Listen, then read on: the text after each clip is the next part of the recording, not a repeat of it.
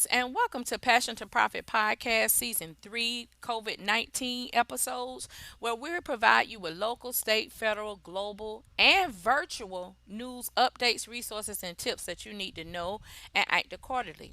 This is your host today, Teresa W. Gamble, the CEO of CRPC Consulting, that's Concierge Resource Professional Consultants, and E&T Gamble Enterprises, where we are an award winning, minority woman owned administrative management and logistical firm. So, today I want to share with you, with everything that we're dealing with the pandemic and with the protests, where what is the best and the worst states for an entrepreneur to be able to do business. So came across in my reading this particular article that shared that fact, what was the best states for an entrepreneur to do business and what was the worst states. So here are the top 10 best states for starting in business: Utah, Florida, Texas, Colorado, California, North Carolina, Idaho, Oklahoma, Georgia, and Wyoming. In this article, it goes on to say that each of these states saw a sizable injection of venture capital into new companies in 2018. California startups received the most money, with 2,869 companies getting 77.3 billion in venture capital funding, for an average of 26.9 million per company. Number 6 was Carolina, was no slouch either, with 2.6 billion in venture capital funding going into 173 companies, for an average of 15.1 million per company. Not coincidental, these 10 states have very active entrepreneurs. Florida has the highest rate of new entrepreneurs with 0.46% of its population starting businesses, followed by 0.45% in California and Wyoming. So, with that being said, you still need to do your research, especially if you're an international company and you want to do business in the U.S. You need to check out these 10 states to see what is required to register to do business with that state as a international company or a foreign company. You need to have a tax identification number with the IRS.gov to make you a legitimate business.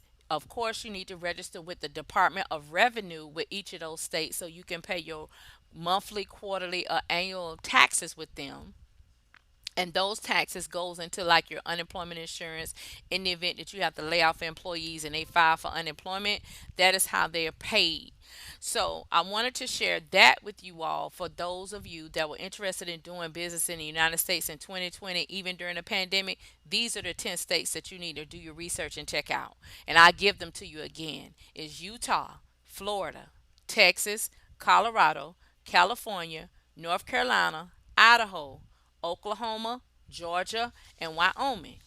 And as I continue to read the article, it mentioned the 10 worst states that an entrepreneur do not need to start a business in. And in the order I'm going to read them is the one that's the most worst. So the number one worst state is Rhode Island, Connecticut, New Jersey, Maine, Alabama, Maryland, New Hampshire, Arkansas, Louisiana, and Pennsylvania. Rhode Island had the lowest rate of new entrepreneurs in the country, with only 0.12% of the population starting a new business.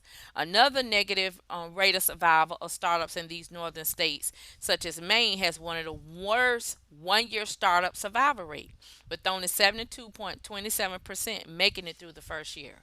So that's very important. You have to select a state that is very supportive of you as an entrepreneur starting your business so you can be successful. If it's a struggle, then your business won't survive long. So you need to incorporate your business in the states that will help you. Now, if you live in another state outside of those 10, you still can incorporate and do business in those top 10 states as a subsidiary.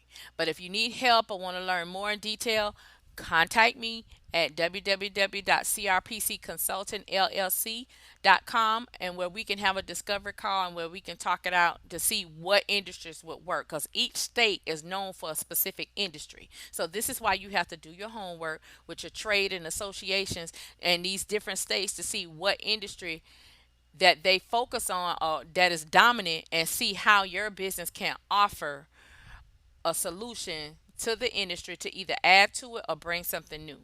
So this is your host today. I wanted to share this with you, that the best and the worst states for entrepreneurs in 2020, so you can be able to make the sound decisions necessary to be either reopen, rebrand, recharge, or renew your products and services.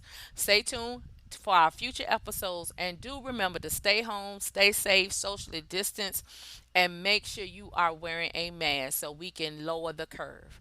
Thank you for listening, and see you on the next episode.